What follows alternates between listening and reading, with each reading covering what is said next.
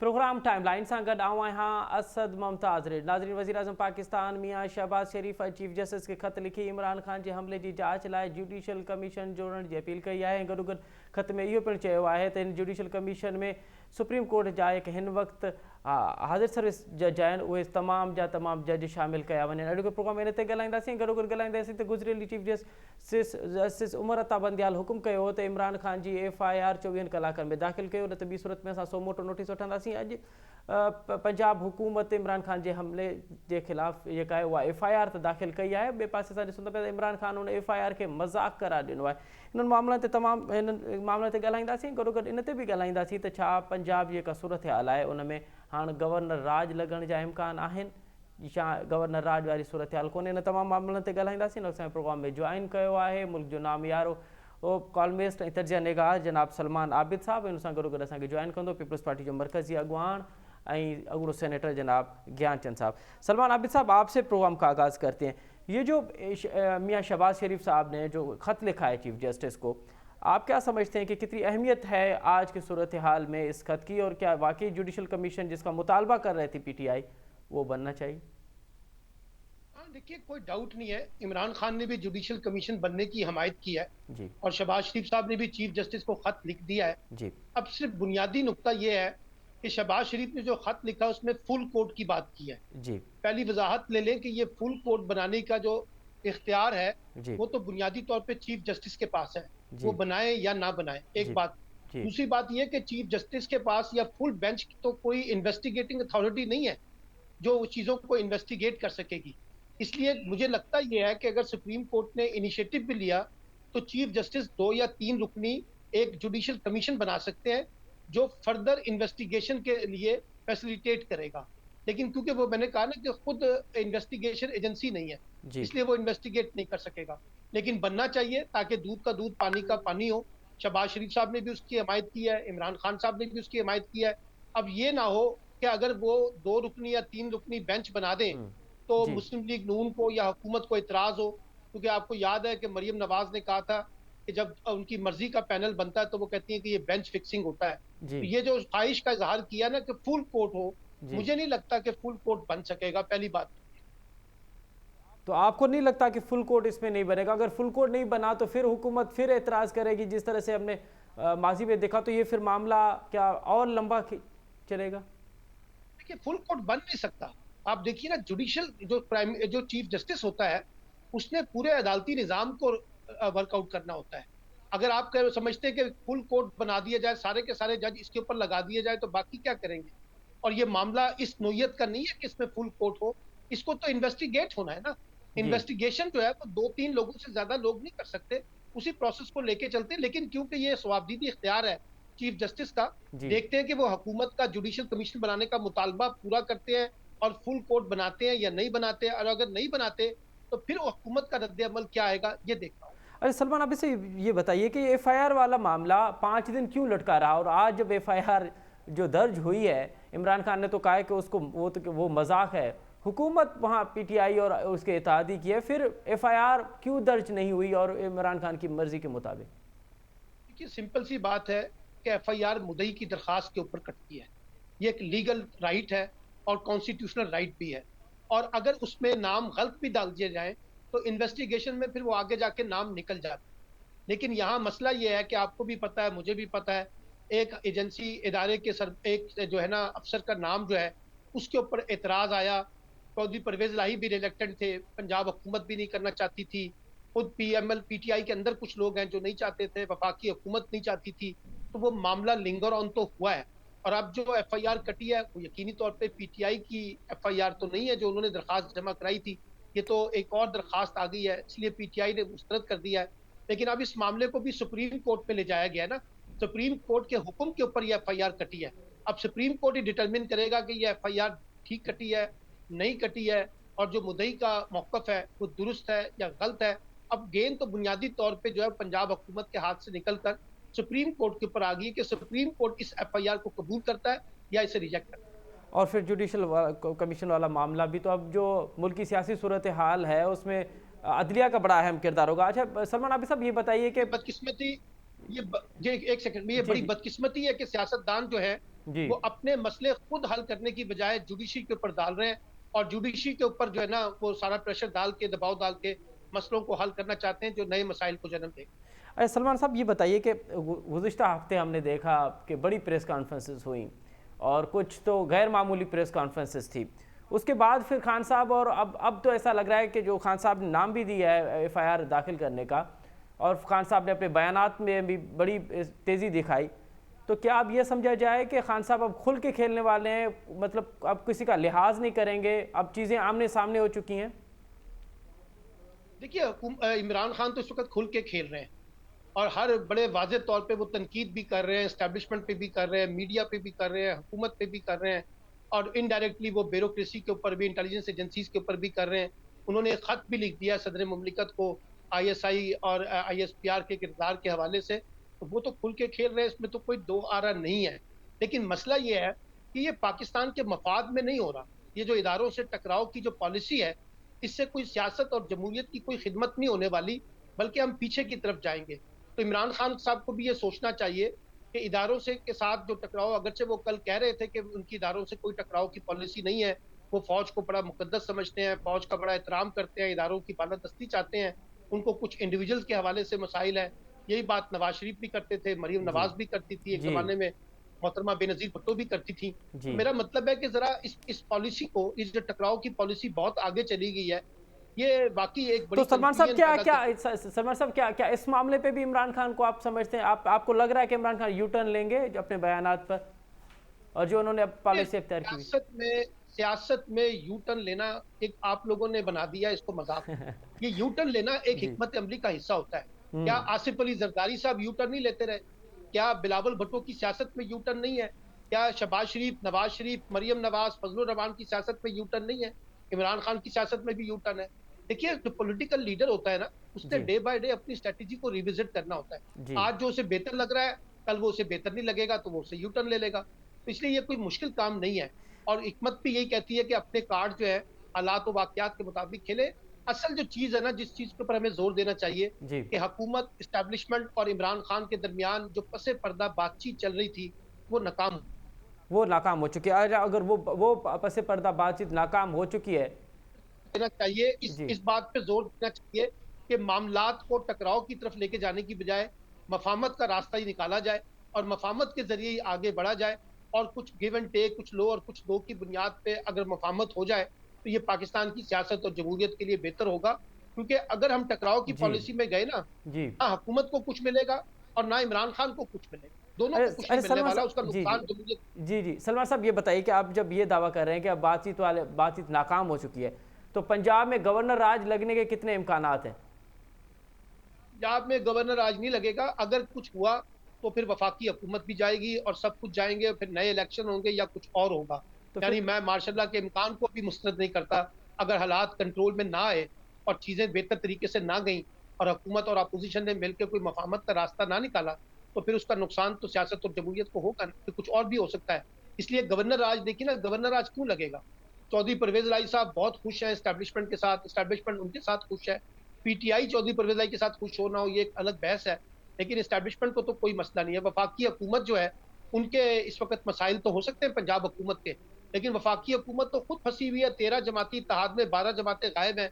मुस्लिम league नून अकेली बेचारी कहीं फंस के रह गई है। इस्लामाबाद तक उसकी एक रिट है, लेकिन इस्लामाबाद से बाहर तो उसकी कोई रिट हमें उस तरह से नजर नहीं आ रही। जी। और हुकूमत के अंदर भी बड़ी कंफ्यूजन है। आज आपने देखा, आज मुस्तफा नवाज खोकर साहब ने रिजाइन करने की बात की है, जी। और बड़ी हैरानगी हुई है पीपल्स पार्टी के रवैये के ऊपर। यानी उन्होंने आजम सवाती के मामले में एक स्टांस लिया और कहा कि मेरा शर्म से झुक गया है, जी। और उनके साथ ये कुछ नहीं होना चाहिए था। और उसने कहा कि बतौर पार्लियामेंटेरियन मेरे लिए शर्मिंदगी का बायस है। ठीक है। उस पर पीपल्स पार्टी उनसे कह रही है कि आपकी पॉलिसी पार्टी पॉलिसी के खिलाफ है, आप रिजाइन कर दें। तो ठीक। मेरा मतलब है, हुकूमत के अंदर भी बड़ी कंफ्यूजन है, अलायंसेस ठीक। के अंदर भी बड़ी कंफ्यूजन है। ठीक। तो हुकूमत तो खुद परेशान है इस वक्त, कोई पंजाब में क्या गवर्नर आज लगाएगी। ठीक है।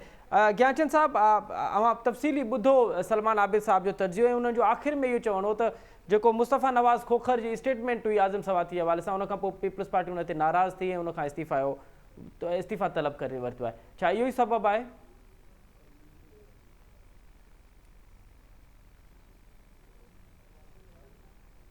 ज्ञानचंद साहब मुझे आवाज़ आवा थी। अच्छा, ज्ञानचंद साहब सां असांजो राब्तो कटिजी वियो आहे। जीअं राब्तो बहाल थींदो त असां उन खां ॿीहर मालूम कंदासीं। अच्छा सलमान आबिद साहब, ये बताइए कि ये जो तमाम तर मामले आपने डिस्कस किए हैं, अब नून लीग की स्ट्रेटजी अगले दिनों में आपको क्या नज़र आने वाली है? देखिए, नून लीग तो का सारा इन्हिसार इस वक्त इस्टेब्लिशमेंट के ऊपर है जी और उसने अपने सारे कार्ड जो है वो इस्टेब्लिशमेंट के पास रखे हुए हैं कि इस्टेब्लिशमेंट उसकी हुकूमत को कंटिन्यू करने में सपोर्ट करे। जी अब वो उनकी पॉलिटिकल स्ट्रेटजी तो फेल हो गई, वो इमरान खान साहब को पॉलिटिकली किसी चीज पे राजी नहीं कर पा रहे। जी इमरान खान साहब अर्ली इलेक्शन मांगते हैं, हुकूमत अर्ली इलेक्शन के लिए तैयार नहीं है। जी हुकूमत जो है वो आर्मी चीफ की तकरीरी पर उनसे मुशावरत भी नहीं करना चाहती और कॉन्स्टिट्यूशन के अंदर मुशावरत है भी नहीं। ये प्राइम मिनिस्टर का सवाबदीदी इख्तियार है। जी तो इसलिए टकराव तो इस वक्त हुकूमत और अपोजिशन के अंदर है ना जी। तो जी इसमें अब उनकी सारा झुकाव इस्टेब्लिशमेंट के ऊपर है और वैसे भी ये जो रिजीम चेंज के बाद जो हुकूमत बनी है, ये इस्टेब्लिशमेंट के सहारे के ऊपर ही खड़ी है। जैसे इमरान खान की इस्टेब्लिशमेंट के सहारे पे खड़ी थी, मौजूदा हुकूमत भी इस्टेब्लिशमेंट के सहारे के ऊपर खड़ी है। तो उन्हीं के ऊपर इन्हिसार करके बैठे हुए हैं कि वही हमें इस क्राइसिस से बचाएंगे। खुद तो वो बचने वाले नहीं है और खुद इस वक्त देख लीजिए इस हुकूमत कहाँ खड़ी है, माशी सूरत हाल कहाँ है, सियासी सूरत हाल कहाँ है, रियासती रिट कहाँ पर है। बिल्कुल सही। बेशुमार मसाइल है जो खुद हुकूमत को भी दरपेश है। अरे सलमान साहब, ये बताइए कि क्या पीटीआई एक बार तो फिर मार्च का आगाज़ करेगी, या आपको लगता है कि अब मार्च बहुत मुश्किल है? जिस तरीके से जो हमला हुआ है उसके बाद बहुत मुश्किल होगा अब इमरान खान को दोबारा मार्च करना। नहीं, पीटीआई मार्च करेगी लेकिन पीटीआई ने एक अच्छी स्ट्रेटजी अपनाई है कि उसमें एक लंबा गैप दे दिया है। अच्छा, यानी इस्लामाबाद पहुंचने के लिए काफी लंबा टाइम लिया है। ठीक इस है। पूरे दौरान जो लंबा टाइम लिया उसमें निगोशिएशन पसे पर्दा पहले चल भी रही है किसी हद तक और किसी हद तक बातचीत का अमल भी चल ठीक रहा है। अगर वो बातचीत के जरिए कोई मसला हल हो जाए तो ये लॉन्ग मार्च की नौबत नहीं आएगी, लेकिन अगर ठीक मसला हल नहीं होता ठीक तो फिर लॉन्ग मार्च तो होगा। ठीक है। ज्ञानचंद साहब, अवां मूंखे ॿुधो पिया? मुंहिंजो आवाज़ अवां ताईं अचे पियो? ज्ञानचंद साहब, मुंहिंजो आवाज़ अवां ताईं अचे पियो?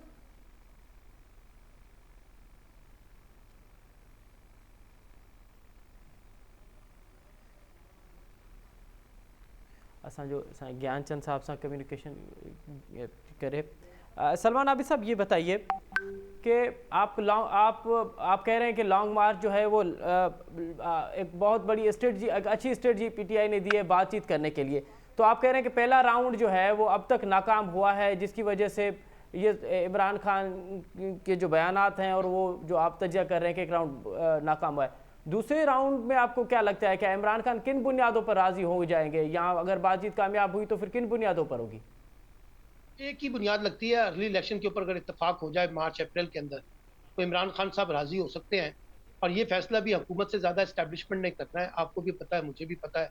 तो इसी पे बातचीत हो रही है और अभी देखिए अगरचे इस वक्त डेडलॉक है, जो इमरान खान साहब चाहते हैं ना वो हुकूमत चाहती है, ना ठीक शायद इस्टेब्लिशमेंट चाहती है, और जो इस्टेब्लिशमेंट चाहती है वो इमरान खान नहीं चाहते। ठीक लेकिन सियासत में कोई चीज़ हतमी नहीं होती।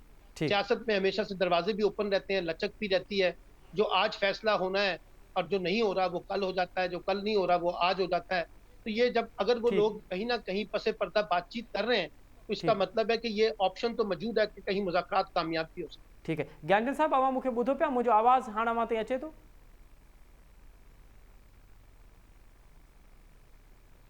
जी आवाज़ अचे। अच्छा, ज्ञानचंद साहब, इहो ॿुधाइजो त इहो मुस्तफ़ा नवाज़ खोखर वारो मामिलो आहे। सलमान आबिद साहब बि इहो इन जो बि इहो दावा आहे त जेका हुन स्टेटमेंट ॾिनी आहे आज़म सवाती जी हिमायत में, उन ते पीपल्स पार्टी नाराज़ थी उन खां इस्तीफ़ा तलब करे वरितो आहे। ॾिसो, मुंहिंजो कंहिंसां राब्तो कोन थियो आहे जेको उन ते कमेंट करे सघां। ऐं पार्टी जो उहो असांजो पुराणो लीडर आहे ऐं मां सम्झां थो त हू पार्टी जे कंहिं फ़ैसिलनि तहत ई इस्तीफ़ा ॾिनी हूंदी ऐं उनजे पुठियां छा मक़सदु आहे उन ते आउं कमेंट कोन थो करे सघां, छाकाणि मुंहिंजी कंहिंसां ॻाल्हि कोन थी आहे। एतिज़ाज़ अहसन जी मुलाक़ात थी आहे इमरान खान सां। छा एतिज़ाज़ अहसन लाइ हाणे पीपल्स पार्टी जा दरवाज़ा बंदि हूंदा? एतिज़ाज़ अहसन अॻु में ई ऐलान करे चुको हो त मुंहिंजो तालुक पीपल्स पार्टी सां पुराणो आहे। इमरान खान मुंहिंजो पाड़ेसरी आहे ऐं आउं हुन सां ज़ाती हैसियत में मिलण वञासि। पस पर्दा कुझु बि नथो चई सघिजे, तंहिं करे असांखे हुन हिकिड़ो बुज़ुर्ग सियासतदान हुजण, पीपल्स पार्टी जे पुराणे सियासतदान हुजण जे हवाले सां असां सम्झूं था त हू ज़ाती तालुकात जे बुनियाद ते हू कंहिं वक़्त में नवाज़ शरीफ़ जो वकील थी वियो, उनजो मक़सदु कोन्हे त नून लीग ॻाल्हि में हलियो। सो इमरान खान सां जेकॾहिं हुन मुलाक़ात कई आहे त असां पीपुल्स पार्टी इमरान खान वांगुरु कंहिंखे पंहिंजो दुश्मन न आहियूं सम्झंदा। जनरली असांजी पीपुल्स पार्टी भरपूर कोशिश की, जेका हाणे पाण कमीशन्स ते तव्हां डिस्कस पे कयो, जी जी तव्हां इमरान खान जे यू टर्न्स ते डिस्कस पे कयो, त इहा पीपुल्स पार्टी जी पॉलिसी न आहे त कंहिंसां डालाए न कजे। हू जेको पाण चऊं था न अनोखा लाडला खेलनि को मांगे चांद, इमरान खान उहो चांद पियो घुरे। सो उन सां उहे मिली कोन था सघनि। हाणे कमीशनूं जेके ठहियूं आहिनि उन कमीशन ते सुप्रीम कोर्ट कहिड़ो फ़ैसिलो थी करे? जेके 1 मैन 2 मैन 3 मैन जेके कमीशन थियूं आहिनि उन कहिड़ा नतीजा न आहिनि। लियाकत अली खान मुल्क जो वज़ीर आज़म, उनखे गोलियूं लॻियूं, सिटिंग वज़ीर आज़म, जी बेनज़ीर भुट्टो साहिबा खे शहीद कयो, ज़ुल्फ़कार अली भुट्टो जो जुडिशियल मर्डर थियो, जेके जजमेंट लिखंदड़ जजिस चई चुका आहिनि, उन ते असांजी कोर्ट नथी करे। त हाणे फ़ैसिलो उहो ई क़ाबिल क़बूल थींदो जेको फ़ैसिलो फुल कोर्ट करे।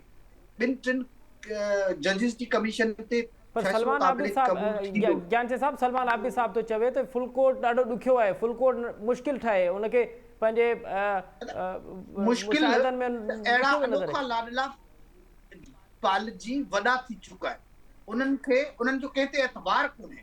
हिकिड़ो वाक़िओ जंहिं क़िस्म जो थियो आहे उनखे इशू ठाहियो वियो आहे। तव्हां वज़ीर आज़म ते बि केस था करायो, होम मिनिस्टर ते बि केस था करायो। हिननि जे वक़्त में केतिरा वाक़ात थिया, उन्हनि ते हिननि कहिड़ियूं इंक्वायरियूं कयूं। इमरान खान जेको सॼो ॾींहुं मॉडल टाउन थो करे, पंहिंजे वक़्त में हुन कहिड़ी प्रोग्रेस कई? सो क्वेश्चन्स त हज़ारे क्वेश्चन आहिनि, पर हिन अनोखे लाडले खे अञा ताईं इहा फैसिलिटीज़ मिलनि थियूं त भई कंहिं नमूने सां इहो फितरूं ख़तम थिए। सो डायलॉग ला त पोइ अवां जेको चओ पिया त ज्ञानचंद साहब अवां जेको चओ पिया त ही अञा ताईं लाडलो आहे, इट्स मीन के जेको न्यूट्रल वारी जेका टर्म आहे उहा न्यूट्रल अञा ताईं मुकमल न्यूट्रल न आहे।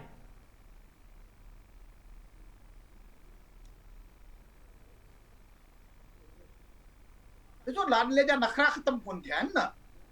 असां सम्झूं था लाडले जा नखरा ख़तम कोन थिया आहिनि। पॉलिटिकल प्रोसेस थियो आहे जॾहिं असां एस्टेब्लिशमेंट ते सभु इल्ज़ाम हणंदासीं, एस्टेब्लिशमेंट हाणे हुननि में हथ नथी विझे ऐं सिविलियन गवर्नमेंट जॾहिं इमरान खान जे हथ में आहे, इमरान खान कंहिंखां इंसाफ़ पियो घुरे? छा पंजाब हुकूमत जे हदुनि जे अंदरि, संदसि पार्टी जी हुकूमत जे अंदरि हू कंहिंखां पियो घुरे? तंहिंखां पोइ हुन जूं फरमाइशूं आहिनि त हीअं करियो त मूंखे क़बूल आहे। इहा ॻाल्हि इस्तीफ़ा न ॾींदा मूंखे इन्वेस्टिगेशन क़बूल कोन्हे। सॼो सिस्टम जैम थिए, छाकाणि त इमरान खान जी ख़्वाहिश ई नथो थी सघे। जेतिरे क़दुरु यू टर्न ते ॻाल्हि थी आहे, यू टर्न ऐं पॉलिसीज़ खे रिविज़िट करण में अलॻि शइ आहे। हिन माण्हू त यू टर्न्स पंहिंजे जेका बुनियादी मैनिफेस्टो पीटीआई जो उन्हनि ते यू टर्न्स वरिता आहिनि। पीपुल्स पार्टी जो मैनिफेस्टो आहे त असां डेमोक्रेसी के पोयां हलंदासीं, डेमोक्रेसी ते पीपुल्स पार्टी कॾहिं बि कॉम्प्रोमाइज़ न आहे। पीपुल्स पार्टी मुरवज हालतुनि में एडजस्टमेंट कई आहे, मुफ़ाहिमत कई आहे। मुफ़ाहिमत यू टर्न में फ़र्क़ु आहे। सो आउं सम्झां थो त हिन वक़्त में ज़रूरत बि इन ॻाल्हि जी आहे त जॾहिं तव्हां एस्टेब्लिशमेंट ते, आर्मी ते, सिटिंग हुकूमत ते बग़ैर के सोचे सम्झे इल्ज़ाम था, अमन अमान छा इमरान खान जो जेको वाक़िओ थियो आहे, उहो वाक़िओ जेकॾहिं सिंध सूबे जे हदुनि अंदरि थिए हा त इमरान खान जी बाहि कंहिंजे ख़िलाफ़ बरियल हुजे हा। ठीक है। अरे सलमान आबिद साहब, ये पॉलिटिकल गेम खेली थी वजे। जी सलमान आबिद साहब, ये जो सवाल उठा रही है पीपल्स पार्टी की हुकूमत, आज सईद गनी साहब ने भी प्रेस कॉन्फ्रेंस की कि अगर खुदा न खास्ता ये जो वाक़या पंजाब में हुआ है इमरान खान के खिलाफ, इमरान खान पे जो हमला, वो अगर सिंध में होता तो इस वक्त वो तबाही मचा देता। क्या वाकई पंजाब में होने की वजह से इस हमले को वो शिद्दत नहीं हमें नजर आई जो अगर दीगर जगह पे होती तो उस पर और शिद्दत होती? देखिए, बेनज़ीर का वाकया तो सिंध में हुआ था ना, पहला साना कारसाद जी 18 अक्टूबर, और इस तरह का वाकया फिर लियाकत अली खान का कत्ल तो पंजाब में हुआ था ना, पिंडी में जी, और ये पंजाब में इमरान खान के साथ वाकया हुआ। इसको सुबाइयत के कॉन्टेक्स्ट में ना देखें तो देखिए ना, कत्ल की वारदात या कत्ल का हमला या किसी को कत्ल कर देना, इसका तो वाकया किसी भी जगह पर हो सकता है। असल सवाल तो ये है कि क्या हम इन वाकयात को इन्वेस्टिगेट कर पाते हैं, क्या हम इन मामलात की छानबीन कर पाते हैं, क्या हम इन मामलात के अंदर जो लोग इन्वॉल्व होते हैं उनको कैफरे किरदार पे पहुंचा देते हैं। बेनज़ीर भुट्टो के मर्डर जो है, जिन लोगों ने किए हैं, आज तक वो सवालिया निशान है। इसी तरीके से और बेतहाशा जनरल ज़ियाउल हक का वाकया हुआ, इसी तरीके से राना लियाकत अली खान का कत्ल हुआ, इसी तरीके से मुर्तज़ा भट्टो का कत्ल हुआ, इसी तरीके से कातलाना हमला इमरान खान के ऊपर हो गया और बेतहाशा वाक़यात हैं। असल तो चीज़ है कि इन्वेस्टिगेट हमारे यहाँ नहीं हो पाता और इस तरह के जो सियासी मामलात हैं, उनको लगता है कि सियासी फाइलें लगाकर बंद कर दिया जाता है, समझौता कर लिया जाता है, कंप्रोमाइज़ेज़ हो जाते हैं या कमज़ोरियाँ दिखाई जाती हैं रियासती तरफ से, हुकूमती तरफ से। तो ये वाक़यात को तो इस तरह से लीजिए और इसको देखिए, बात बड़ी सिंपल सी है। पंजाब हुकूमत की भी नाकामी है, जो मर्डर हो अब जो उनके ऊपर कातलाना हमला हुआ है, उनके सिक्योरिटी लैब्स भी सामने आए हैं, लेकिन अब एफआईआर भी नहीं कट पाई उस तरह से जिस तरह से वो चाहते थे। जो एफआईआर कटी है, अब उस पे देख लेते हैं कि कितनी इन्वेस्टिगेशन होती है, कितना जाके उसको तहकीकात की जाती हैं। अब देखिए ना, बात तो सारी ये है कि हमारे यहाँ अनफॉर्चुनेटली इन चीज़ों को इन्वेस्टिगेट नहीं किया जाता, इस तरह के किरदारों को सामने नहीं लाया जाता। अब बेनज़ीर भुट्टो का जो मर्डर है, जो बहुत मोहतरमा शहीद हुई, उसका सवाल तो आज तक मौजूद है ना कि वो कौन लोग थे, किन लोगों ने किया। जी कोई इसके ऊपर बाकायदा कोई इन्वेस्टिगेशन हो सकी, कोई नतीजा निकल सका, कोई मुलजिम के अपने किरदार तक आ सके। पीपल्स पार्टी की हुकूमत भी रही उस सारे सिलसिले में, मुस्लिम लीग नून की हुकूमत भी रही, लेकिन अनफॉर्चुनेटली चीज़ें तो नहीं निकल अरे सकी। सलमान अभी साहब, इसलिए मैं ये ये कह रहा सलमान अभी सब कतई कलामी माफ, ये जो ज्ञानचंद साहब ने बात की और यहाँ पे एक और सिंध में और नून लीग भी ये बात कर रही है कि वो इमरान खान अब भी वो लाडला है तो और उसको अब भी वो खेलने के लिए बहुत कुछ दिया जा रहा है। तो क्या इनका ये कहना है कि जो जो न्यूट्रल का टर्म इस्तेमाल किया जाता है कि एस्टेब्लिशमेंट न्यूट्रल हो चुकी है, तो अब भी वो मुकम्मल न्यूट्रल नहीं हुई? आप अब देखिए ना, पीपल्स पार्टी बहुत इनोसेंट है। क्या शहबाज शरीफ इस्टेब्लिशमेंट के लाडले नहीं है इस वक्त? उनकी हुकूमत कैसे बनी है, आप भूल गए हैं? जी जी जी सलमान साहब। इमरान खान के खिलाफ तरीके तमाद में पाकिस्तान के अंदर लाडले बदलते रहते हैं। अच्छा किसी दौर में कोई और लाडला हो जाता है, किसी दौर में कोई और लाडला हो जाता है। आजकल तो माशाल्लाह मुस्लिम लीग नून लाडला बनी हुई है ना, जिस तरह से नवाज शरीफ साहब को भेजा गया, जिस तरह से और जिस तरह से वो जो है क्या कहते हैं, उनको मरियम नवाज अब गई हैं, जिस तरह से मुस्लिम लीग नून को फैसिलिटेट किया जा रहा है, तो असल लाडले तो इस वक्त तो मुस्लिम लीग नून है ना जी। पहले कल इमरान खान थे, आज मुस्लिम लीग नून बनी हुई है माशाल्लाह। आप देखिए ना, रोजाना की बुनियाद पे इस्टेब्लिशमेंट को कौन सपोर्ट कर रहा है? ठीक कहाँ गया वो वोट का बयानिया, कहाँ गया ठीक वो जनरल बाजवा के खिलाफ और डीजीआईएसआई के खिलाफ बातें सारी की सारी ठीक बदल गई है ना। जो कल नवाज शरीफ साहब कर रहे थे, जो मरियम कर रही थी, आज इमरान खान कर रहे हैं। ज्ञानचंद तो साहब, लाडले तो बदल गए हैं, जी जी जी लाडले तो बदल गए हैं। हाँ। जी जी ज्ञानचंद साहब मुख़्तसरन ॿुधाइजो त इहो को चयो पियो वञे इमरान खान जे दौर में त वन पेज ते हिकु पेज ते तमामु इदारा आहिनि, छा हिन वक़्तु तव्हांजी हुकूमत में हिकु पेज वारो आहे कॉन्सेप्ट या न आहे?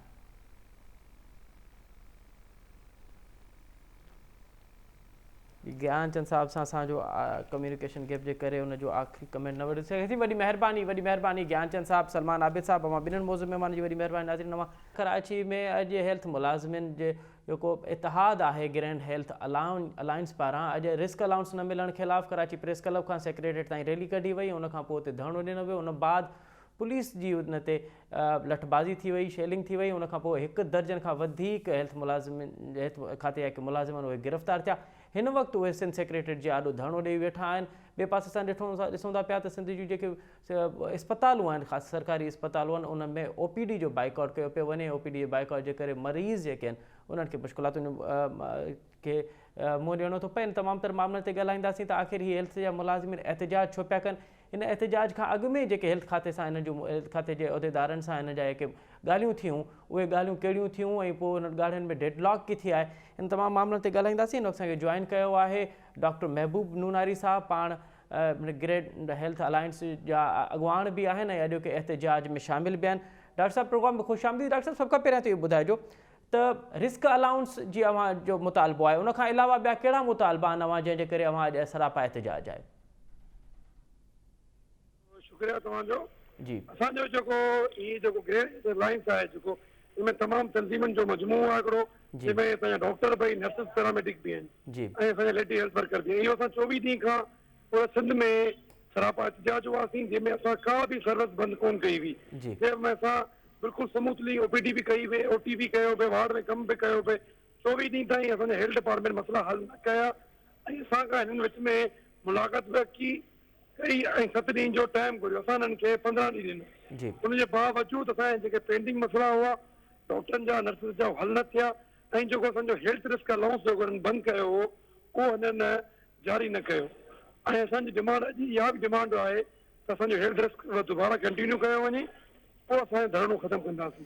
अॼु बि असांजो धरणो जी इहो पीपल्स चौक जेको हेल्थ डिपार्टमेंट आहे जी ते जारी आहे ऐं जारी रहंदो। अच्छा इहो ॿुधाइजो त हेल्थ रिस्क अलाउंस त कोविड जे करे हुयो न, त हाणे कोविड जी सूरत हाल त आहे कोन, त पोइ रिस्क इहो जेको रिस्क अलाउंस आहे इहो सिर्फ़ु कोविड लाइ न आहे। अच्छा असांजे जेके हेल्थ वर्कर्स आहिनि जी उहे communicable disease non communicable disease जे करे ग्राउंड ते कमु कनि था ऐं एतिरो कुझु महिनत कनि था, छा एतिरो हक़ नथो थिए, सुभाणे बीमारियुनि सां फाइट कनि था। जी छा तव्हां सिर्फ़ु कोविड में ई हुनजो नालो ॾींदा? असांजा डॉक्टर फ्लड में कमु कनि पिया, टाइफाइड में कमु कनि पिया, टीबी में कमु कनि पिया, HIV प्रोग्राम में कमु कनि पिया। एतिरो त उन्हनि खे अलाउंस जारी कयो वञे जीअं पंहिंजे फैमिलीज़ खे सपोर्ट करे सघनि। जी अच्छा डॉक्टर साहब हाणे इहो ॿुधाइजो त इन एहतिजाज खां अॻु में अव्हां जो हेल्थ खाते जे उहिदेदारनि सां उन सां मुलाक़ात थी ऐं को हिकिड़ो शेड्यूल तय थियो जंहिं तहत तव्हां पंहिंजो जेको पहिरियों एहतिजाज उहो जेको आहे उहो ख़तमु कयो, उहे ॻाल्हियूं कहिड़ियूं थियूं, कहिड़ा मुतालबा उन तस्लीम कया? उनमें असांजो जेको लास्ट 5 तारीख़ अक्टूबर में असांजी मीटिंग थी हुई जंहिंमें स्पेशल सेक्रेटरी हेल्थ जी ऐं DG हेल्थ शामिल हुआ, जंहिंमें असांखे मिनिस्टर साहब मीटिंग पेश कयो हो त विदिन 7 वीक तव्हांखे असां पंहिंजो जेको रिस्क अलाउंस आहे जेको असां प्रपोजल पेश कयो उहो फिक्स कंदासीं। जी जंहिंमें रिस्क अलाउंस हो, डॉक्टरनि जी डेपुटेशन हुई, डेंटल सीट्स हुई ऐं नर्सिस जो पैरामेडिक जो सर्विस पिक्चर। जी जी पोइ उन खां पोइ छा थियो? पोइ असां उन्हनि जे चवण ते असां उन्हनि जी ॻाल्हि मञीसीं, प्रोटेस्ट ख़तमु कयोसीं, पंहिंजा कमु जारी कयोसीं। पोइ उन कम खे ॾींहं खे 7 खां 10 15 ॾींहं थी आहिनि। 15 ॾींहं खां पोइ दुबारा उन हेल्थ डिपार्टमेंट नॉन सीरियस थी। हेल्थ डिपार्टमेंट जे मिनिस्टर असांजे डॉक्टरनि खे घटि वधि ॻाल्हायो, नर्सिस खे घटि वधि ॻाल्हायो ऐं उन्हनि जा मसइला न हल करण जे बजाए उनखे थ्रेट ॾिना आहिनि। असांजे डॉक्टर नर्सिस खे सस्पेंड कयो आहे। हाणे उन सस्पेंड करण खां पोइ असां दुबारा कराची जमा थिए। अच्छा इन विच में जॾहिं अव्हां चओ पिया त अव्हांखे टाइम ॾिनो वियो, उन विच में अव्हां आया, उन विच में हेल्थ जे मुलाज़िम हेल्थ जे उहिदेदारनि अव्हां सां राब्तो कयो? सेक्रेटरी उन्हनि जे दौरान सिर्फ़ु असांखां 2 चकर मुलाक़ात कई हुई जंहिंमें असांजो जेके कमु हो प्रोसेस में विधो, पर हेल्थ डिपार्टमेंट तॾहिं कमु कंदो आहे जॾहिं असां सरापा एहतिजाज हूंदा आहियूं। हे सिर्फ़ु पहिरीं शुरू खां अगरि कमु टाइम ते कनो आहे, समरी फाइनल कनो आहे त अॼु असां रोड ते न हुजूं।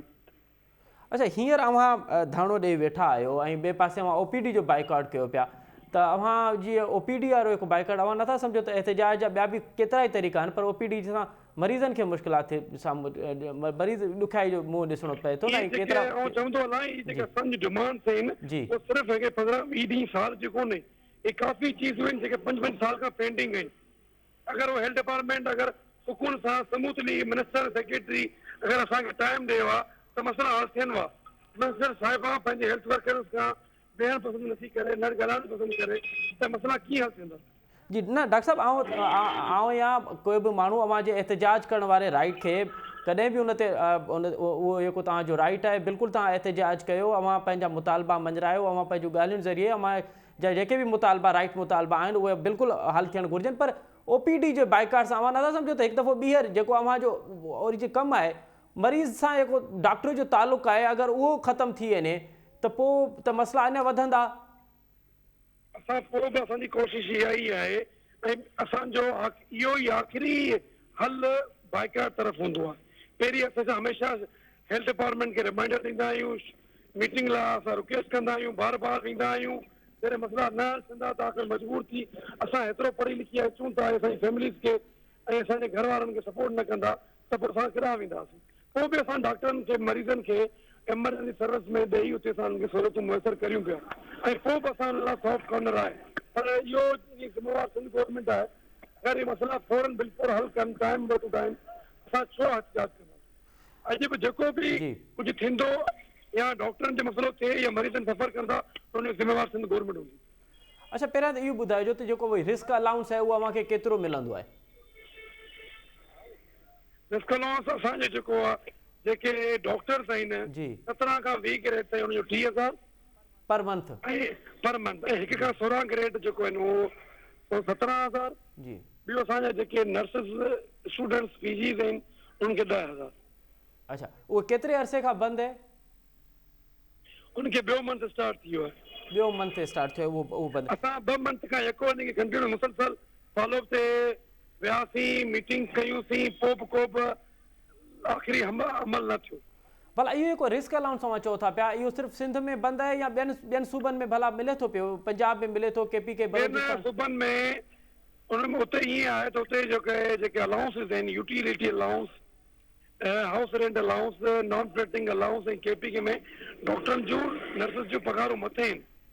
असां पघारूं वधण जे न करे असां इहो अलाउंस वरितो। अगरि असांजूं पघारूं, असांजूं महारातूं सही ॿियनि सूबनि जे मुताबिक़ ॾिनी वञनि हा त असां छो शोर करियूं हा। अच्छा, हाणे भला इहो ॿुधाइजो, तव्हांजा अॼु जेके साथी हुआ उहे कुझु गिरफ़्तार थिया ऐं पोइ आज़ादु बि थिया, त हींअर अगरि अव्हां सां हेल्थ खाते जा जेके ऑफिसर्स आहिनि उहे राब्ते में नथा अचनि त पोइ अॻियो लाइ अमल छा हूंदो? चाहे कोई फुआरा चौक ते धरणो हिन वक़्तु ॾेई वेठा आहियो, इहो जारी रहंदो या? अॼु असां हेल्थ डिपार्टमेंट मुज़ाकरात कया आहिनि, हुन समरी तयारु कई आहे, उहो CM सां मुराद अली शाह सां राब्ते में आहिनि।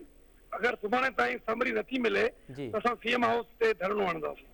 ऐं हे जेको धरणो हिन वक़्तु तव्हां ॾेई वेठा आहियो फुआरा चौक ते, चाहियो हाणे ख़तमु थियण वारो आहे, ख़तमु पिया करियो इहो असांजो धरणो कंटिन्यू रहंदो। असांजा काफ़ी जेके हेल्थ वर्कर कराची खां कश्मीर ताईं हिते कराची अची चुका आहिनि, इहे हींअर अॼु ताईं हिते वेठा आहिनि। अॼु राति बि हूंदा, सुभाणे बि हूंदा, परीं बि हूंदा। अगरि पोइ मसइला न हल कया विया त इहो क़ाफ़िलो असां CM हाउस तां मूव कंदासीं। वॾी महिरबानी डॉक्टर महबूब नूनारी, अव्हां तफ़सीली तौर ते पंहिंजा मुतालबा बि रखिया। अव्हां जो चवणु आहे त को रिस्क अलाउंस आहे उहो असांखे हर सूरत में मिलणु घुरिजे। ॿियों महीनो आहे त सिंध हुकूमत जो जेको हेल्थ खातो आहे उन रिस्क अलाउंस बंदि करे छॾियो आहे, जंहिंजे करे ही सरापा एहतजाज आहिनि। इन चवणु आहे त कोविड सिर्फ़ु रिस्क अलाउंस सिर्फ़ु कोविड जी सूरत हाल में न आहे मिलंदो, फ्लड आहे, ॿिया मामला आहिनि, उन करे रिस्क अलाउंस मिलणु घुरिजे। ऐं रिस्क अलाउंस जी उन तफ़सील बि ॿुधाई त 17 खां 20 ग्रेड ताईं जो जेके डॉक्टर्स आहिनि उनखे केतिरो थो मिले, ऐं उनखां हेठि के डॉक्टर ऐं मुलाज़िम आहिनि उन्हनि खे केतिरो थो मिले। गॾोगॾु मूं जॾहिं इहो सुवालु कयो त ॿियनि सूबनि में जॾहिं मिले थो पियो त उन्हनि जो इहो बि चवणो त ॿियनि सूबनि में पघारूं वधीक आहिनि, उते रिस्क अलाउंस कोन्हे, हिते पघारूं घटि आहिनि। हाणे सिहत खाते ते इहा ज़िम्मेवारी आहे त हीअ के सिहत खाते जा मुलाज़िम आहिनि, उन्हनि सां उहो ॻाल्हियुनि ज़रिए मसइलो हल कनि था पिया, या जेको अॼु उहो एहतजाजी धरणो हिन वक़्तु ॾेई वेठा आहिनि, उहो एहतजाजी धरणो बकौल उन्हनि जे त उहो CM हाउस ॾांहुं मूव कंदा। हाणे ॾिसणो इहो आहे त हेल्थ ऐं डिपार्टमेंट ऐं मुलाज़िमनि जे विच में ॻाल्हियूं कॾहिं थियूं कामयाबु थियनि। हिते प्रोग्राम जो वक़्तु पंहिंजी पुॼाणी थी थो पहुचे। असद मुमताज़ रेड खे ॾिना इजाज़त, सदाईं गॾु।